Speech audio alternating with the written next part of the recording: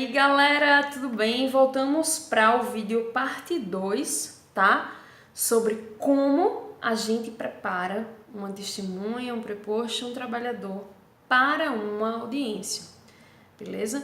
Se você quiser assistir o vídeo parte 1, certo? Clica no card que vai estar ou aqui em cima, certo? Onde a gente começou abordando 4 pontos, tá? Que os advogados devem observar. 1. Assistir audiências trabalhistas para aprender como os juízes fazem perguntas, para que assim ele saiba como preparar seu constituinte e testemunhas para os depoimentos, certo? 2. Conversar com o cliente um dia ou dois antes da audiência em um local privado, de preferência no seu escritório, porque muitos fatos novos vêm à tona durante a preparação pré-audiência. É melhor do que ser pego de surpresa, certo? Em cima de uma audiência, dentro do fórum, ou até às vezes dentro da sala de audiência, porque não conversou o suficiente, certo? Inclusive porque assim você vê se há necessidade de que o seu constituinte providencie outra testemunha ou não, certo? Ponto 3. Perguntar várias vezes de múltiplas formas a mesma coisa, porque se o seu cliente não entender tudo, ele vai responder algo que ele não deve para o juiz porque ele não entendeu a pergunta, certo? Ponto 4. Eu até falei de um caso que aconteceu comigo no escritório. Investigar o nível de relação, certo? Entre o constituinte e a testemunha. E nesse caso, inclusive, vale um adendo aí que é bom investigar também as redes sociais, tá? Verifica qual o nível de conversa que o seu constituinte tem com as testemunhas nas redes sociais. Porque, por exemplo, já tivemos um caso no escritório em que contraditamos a testemunha da outra parte porque eles diziam que eram apenas colegas de trabalho, mas estavam chamando para tomar cachaça nas redes sociais. Então é muito importante investigar isso, tá certo? Porque se houver uma relação muito próxima na rede social, é melhor o constituinte procurar outra testemunha, entendeu? Ou o advogado pode passar a orientação que ele achar mais adequada a partir do momento que ele toma conhecimento da informação, certo? E hoje vamos abordar o ponto 5, tá? E 4 pontos do ponto de vista do processo de trabalho que é importante você tomar conhecimento e saber para ir para a audiência, beleza?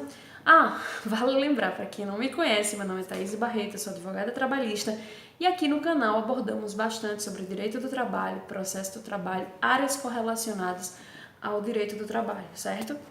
Nas playlists que tem aqui embaixo, na página principal do canal, vocês podem assistir os vídeos por assuntos, tem bastante coisa sobre a reforma trabalhista, que é o que a gente mais fala aqui no canal, tá? Se você não está inscrito ainda no canal, se inscreve, aperta o sininho aqui embaixo, que toda vez que tiver notificação no seu celular é porque tem vídeo novo. Mas a nossa programação habitual é aos domingos. Me segue também lá no Instagram, tá? Porque semanalmente tem postagens lá. Houve um pequeno intervalo de quase um mês entre as minhas postagens no Instagram, porque tiramos um pequeno períodozinho de recesso, beleza? E se você puder, compartilhe esse vídeo, desculpa gente, nas redes sociais para que esse assunto chegue ao maior número possível de pessoas, tá? O ponto 5 que a gente tinha que ter falado no último vídeo, mas não deu tempo, no domingo passado, foi o seguinte. O advogado, ele é bom, principalmente para quem está começando, que ele faça um relatório, tá, de perguntas que podem ser feitas na audiência de instrução. Mas preste atenção para não ficar amarrado nesse relatório e perder o que está acontecendo na audiência, porque muitas vezes os advogados eles ficam fazendo perguntas presas a esses relatórios que já foram feitas na audiência e ele acaba perdendo a oportunidade de fazer perguntas que ele deveria de acordo com o que foi dito. Eu vou dar um exemplo para vocês. Eu perguntei uma vez a um preposto de uma empresa, eu estava como advogada do reclamante nesse caso, por que é que a trabalhadora havia sido transferida de setor? Era um caso de doença ocupacional. E a primeira resposta dele foi que tinha sido por determinação do médico do trabalho da empresa, porque o ambiente de trabalho era nocivo, entendeu? Isso foi uma pergunta que eu decidi fazer na hora, entendeu? Não estava no meu relatório de perguntas. E aí ele respondeu a isso, em seguida ele modificou a resposta dele, e isso gerou, dizendo que tinha sido na verdade porque o setor tinha encerrado, e isso gerou uma série de repercussões na audiência. Por quê?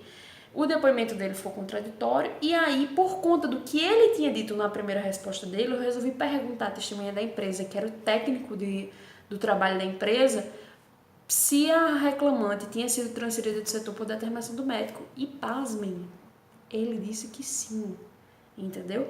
Porque foi uma situação que ocorreu na audiência e o advogado da empresa não tinha conversado com ele sobre isso antes, sobre essa possibilidade de surgir essa pergunta, entendeu? E isso foi uma pergunta que eu decidi fazer na hora. Então, assim, tem muitas situações que acontecem que você só decide perguntar na hora, entendeu?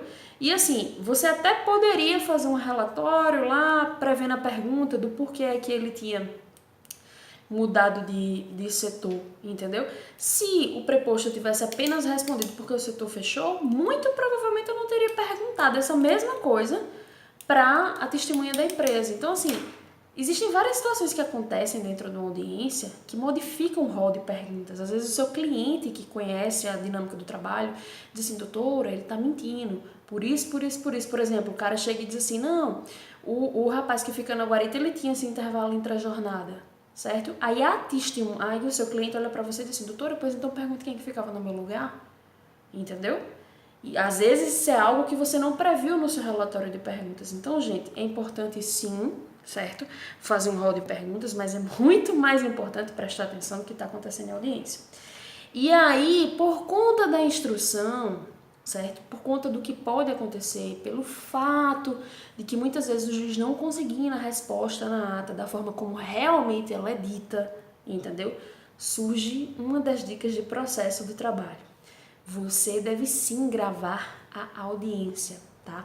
Para você gravar a audiência, você não precisa de autorização do juiz. Onde é que está essa informação? No artigo 367, parágrafo 6º do CPC, tá bom? Não precisa nem avisar que está gravando a audiência. É importante porque se você precisar fazer um confronto entre o que constou em ata, como depoimento, tá? E o que você tem gravado, você tem uma prova para juntar nos autos, entendeu? Inclusive eu gravei um vídeo, se você quiser assistir, tá? Falando bastante sobre essa questão da audiência, sobre como a gente trazia a aplicação para o processo do trabalho. Clica no card que vai estar aqui em cima, tá? Depois de assistir esse vídeo aqui que a gente tá falando, que você vai entender melhor sobre esse assunto. Então, isso sim é uma das dicas de processo do trabalho que eu dou para advogados. Gravem as audiências. Na Justiça Federal não existe esse problema porque todas as audiências são gravadas, beleza? Segunda dica de processo do trabalho. Quando você fizer um requerimento que o juiz conste em ata algo que foi dito e ele se recusa, você deve constar os protestos judiciais. Por quê? Porque de acordo com o artigo 795 da CLT, nulidades processuais só podem ser declaradas mediante provocação das partes. Se você não alegar naquela hora e não registrar os protestos judiciais em ata, vai precluir, você não vai ter mais como tocar nesse assunto. Fez uma pergunta, o juiz disse que não vai deferir, pede para constar os protestos e pede para que conste a pergunta e o motivo do indeferimento. Se ele disser que não vai constar o motivo do indeferimento, não tem problema, mas pede que conste o pedido e os protestos judiciais, beleza? E se o juiz se recusar a registrar os protestos, você tem a gravação da sua audiência. Gente, é muito importante vocês pensarem no processo como um todo. Não é só aquele ato processual que você tá praticando, entendeu? Você tem que pensar a longo prazo, você tem que pensar que se a pergunta que você quer fazer, ele indeferir em audiência, ele julgar improcedente sua ação ou procedente, se você estiver pelo lado da empresa, você tem que pensar como você pode reverter aquilo lá pra frente no futuro. Então tem que ser todo um terreno preparado de forma prévia, beleza? Outra dica que muita gente não faz: analise os documentos acostados aos autos, se você puder, antes da audiência, e faça o confronto com o cliente. Por exemplo, o cliente chega e diz assim: doutor, eu recebia sempre o meu salário de forma atrasada, lá para o dia 20, dia 25. Aí a empresa juntou vários contra-cheques com ele assinando que recebia até o 5º dia útil. É importante que você faça o confronto com o cliente. O senhor recebia esse pagamento como? Por depósito em banco? Providencie o extrato bancário que eu vou juntar nos autos, tá? O senhor reconhece que essa assinatura é sua? Entendeu? E se for necessário, se for uma audiência una, faz o confronto com o cliente na hora da audiência, infelizmente. Mas é necessário, entendeu? É muito importante fazer isso aí. Até porque isso pode ajudar você a conduzir o depoimento das partes de acordo com o que tem nos documentos, entendeu? Gente, o último ponto é sobre a testemunha. Se a testemunha não comparecer à audiência, você pode sim pedir o adiamento da audiência. Se o processo estiver tramitando no rito ordinário, o artigo 825 da CLT diz que esse adiamento pode ser a pedido das partes ou por determinação do próprio juiz, no artigo 825 da CLT, tá? Se o processo tramitar no rito sumaríssimo, você vai ter que provar que você convidou a testemunha para comparecer por meio de uma cartinha que ela assina. Onde é que está essa informação? Artigo 852H, parágrafo 3º da CLT. Com base nessa prova de que você convidou e ela não compareceu, você pode pedir o adiamento da audiência e a intimação dela. Passa lá no meu Instagram que eu vou explicar mais sobre esse assunto, beleza? Até a próxima.